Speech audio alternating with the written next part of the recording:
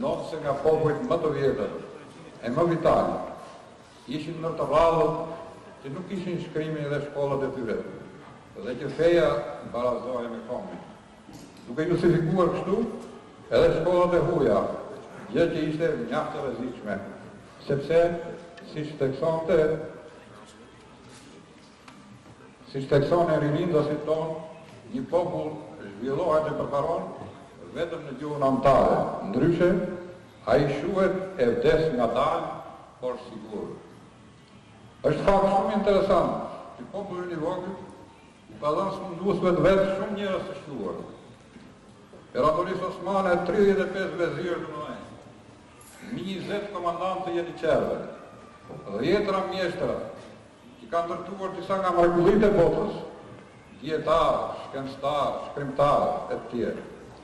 Nësa Greqisë, udhëheqësit më të rëndësishëm të revolucionit për çlirimit nga Perandoria Osmane.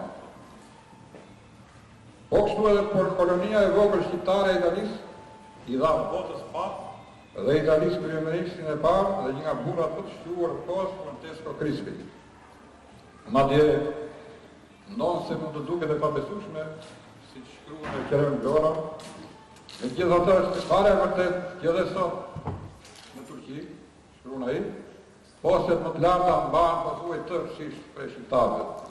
Por gjithë kjo pjellori shqiptare vazhdon autori, gjithë ky prodhim masiv njerëzish ka që zot, nuk qenë veç se një eksport i papërgjegjshëm, për i cilit përfitonte vetëm bota huaj, dhe këtë e dëshmon qartë gjendja e mëdheve. Shqiptarët edhe pse ishin mbështetja kryesore dhe vetme e qeverisë turke në Ballkan, në çdo drejtim, nuk e ndjen kurrë sadopak dashamirësinë përkundërzi.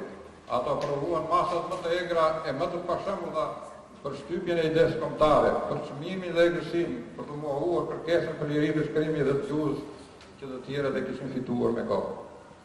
Lëvizjet që karakterizonin Ballkanin, sidomos në periudhën e Kongresit të Berlinit, ishin një shtypse fuqishme e vëzhgimit e ndërgjegjjes kombëtare të shqiptarëve. Vetronin edhe ndryshme kryesisht jashtë Shqipërisë. Përket lëvizjes së gjatë popullore, kjo lëvizje që u zhvillua me pene me kush, ndori në shqiptare shqiptare, që botuan traktate politike, vepra letrare e tekste shkollore.